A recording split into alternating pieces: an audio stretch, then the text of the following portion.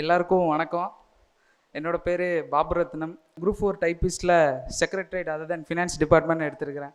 First என்னோட அப்பா அம்மாவுக்கு நான் நன்றி சொல்ல கடமைப்பட்டிருக்கிறேன். ஏன்னா என்னை இவ்வளோ கஷ்டப்பட்டு இவ்வளோ நாள் படிக்க வச்சு இன்னமும் படிக்க வச்சுக்கிட்டு இருக்கிறாங்க. அவங்க எவ்வளோ கஷ்டத்தில் நம்மளை படிக்க வச்சுருக்காங்க.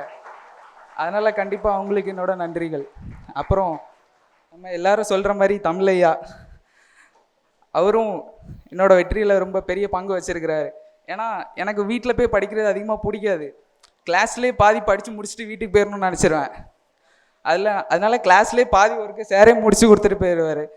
கிளாஸில் கொஸ்டின் கேட்கும் போது அவங்க கூட சேர்ந்து போட்டு திரும்ப திரும்ப சொல்லி அதுலேயே பாதி மனப்படம் ஆயிரும். அப்புறம் வீட்டுக்கு போய் ரிவைஸ் பண்ணும் போது அவசியமே இருக்காது. அப்புறம் எங்களோட ஃப்ரெண்ட்ஸு, அந்த ஃப்ரெண்ட்ஸும் இங்கே தான் கிடச்சிச்சு. ஃபஸ்ட் நாள் இந்த மாதிரி கொஸ்டின் கேட்குற அனுபவத்தில் ஒரு 5 பேர் மாட்டினாங்க வசமாக. அவங்கள வச்சு செஞ்சுட்டேன் 1 வருஷம் ஃபுல்லாக. ஏன்னா நான் எனக்குள்ளே படிக்க போர் அடிக்கும். அவங்கள பிடிச்சிட்டு இது என்ன தெரியுமா, அது என்ன தெரியுமா, இதுதான் நான் சார் சொன்னாங்க அப்படின்ட்டு அதை பற்றி டிஸ்கஸ் பண்ணுவோம். நான் எப்படியும் பாதி தப்பாக தான் சொல்லுவேன், ஆனால் அவங்க கரெக்டாக எனக்கு சொல்லி கொடுத்துருவாங்க. அதுக்கப்புறம் அந்த நட்பு வளர ஆரம்பிச்சுது. நாளடைவில் என்னாச்சுன்னா, காலையில் 4 மணிக்கு ஃபோன் அடிப்பான். அந்த பின்னாடி நின்றுட்டு இருக்கான்ல அவன் தான், அந்த கேட்டு பக்கத்தில். இல்லை என்னால் இன்னும் தூங்கிட்டு இருக்கேன், எந்திரில அப்படிமா. அப்புறம் எந்திரிச்சு காலையில் ஃபோன் அடித்து, அப்புறம் தமிழ் ஃபஸ்ட்டு நான் இங்கே வந்து ஆரம்பித்ததுக்கப்புறம் கிளாஸ் போச்சு. கிளாஸில் நடத்துனது எல்லாமே படிச்சுட்டு இருந்தோம் அப்பப்போ ஈவினிங். அதுக்கப்புறம் கிளாஸ் முடிஞ்சக்கப்புறம் அவன் ஸ்டார்ட் பண்ணான். காலைல 4 மணிக்கு ஃபோன் அடிச்சுட்டு, இன்றைக்கி 6th ஃபஸ்ட் இயர் படிப்போம் அப்படின்னு ஸ்டார்ட் பண்ணுவோம். அப்போ முன்னாடியே படித்து தான் அன்றைக்கி காலையிலே ஒரு சின்ன ரீகால் மாதிரி ஃபாஸ்ட்டாக பண்ணுவோம். இதை அப்படியே கண்டினியூஸாக வந்து 10th வரை கொண்டு வந்தோம். அதுக்கப்புறம் ஓல்டு சிலபஸ் வந்ததுனால, அப்புறம் ஓல்டு சிலபஸ் வந்து அப்போ தான் படிக்க ஆரம்பித்ததுனால அது கண்டினியூ பண்ண முடியல. அதே மாதிரி டெய்லி காலையில் ஒரு அதிகாரம் திருக்குறள், அதுவும் இப்படி கம்பைன் பண்ணி படித்ததுனால நான் ரொம்ப கஷ்டப்பட்டே படிக்கலை, ஈஸியாகவே எல்லாமே படிச்சுட்டேன்.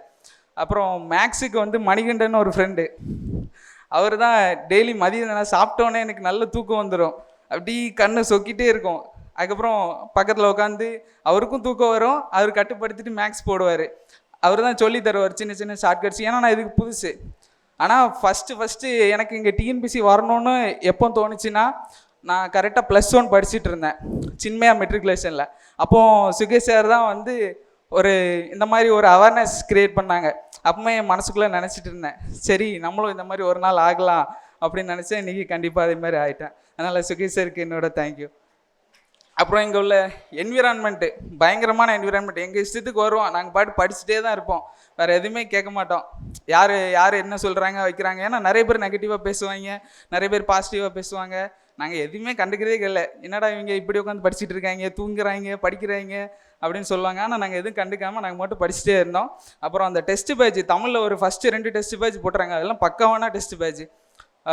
நியூ சிலபஸுக்கு ஃபஸ்ட்டு ஒரு ரவுண்டு போட்டாங்க, அப்புறம் ஓல்டு சிலபஸ் போட்டாங்க, அப்புறம் 2 மெர்ஜ் பண்ணி போட்டாங்க. தமிழும் மேக்ஸிமே ஓரளவு நல்ல இதுலேயே ஸ்ட்ராங் ஆயிடுச்சு. அப்புறம் ஜிஎஸ் வந்து கிளாஸில் நடத்தின நோட்ஸை ரிவைஸ் பண்ணிட்டு எக்ஸ்ட்ரா நான் 10th புக்கில் உள்ள சோசியல் சயின்ஸில் உள்ள ஜிஎஸ் மட்டும்தான் படித்தேன். ஆனால் அப்படி சொன்னால் வெளியே யாரும் நம்ப மாட்டாங்க. ஆனால் அது மட்டும்தான் நான் படித்தேன். அப்புறம் டெஸ்ட் பேஜில் போடும்போது அதில் உள்ள ஜிஎஸில் எக்ஸ்ட்ரா கொஸ்டின்ஸ்லாம் ஆட் பண்ணி அதில் உள்ள கொஞ்சம் நாலேஜ் கெயின் பண்ணி அப்புறம் ஓரளவு எப்படியோ ஃபிட் ஆயிடுச்சு. அது மாதிரி இங்கே வந்திருக்க எல்லாருக்கும் என்னோட பேச்சை கேட்டதுனால நான் நன்றியை தெரிவிச்சுக்கிறேன். அப்புறம் என்னை மாதிரி பாஸ் பண்ண எல்லாருக்கும் என்னுடைய வாழ்த்துக்கள். அப்புறம் சுரேஷ் அகாடமிக்கு ஒன்ஸ் அகைன் என்னுடைய வாழ்த்துக்களை தெரிவித்து நன்றி கூடி விடைபெறுகிறேன். வணக்கம். சுரேஷ் IAS அகாடமி, வெற்றியின் முகவரி.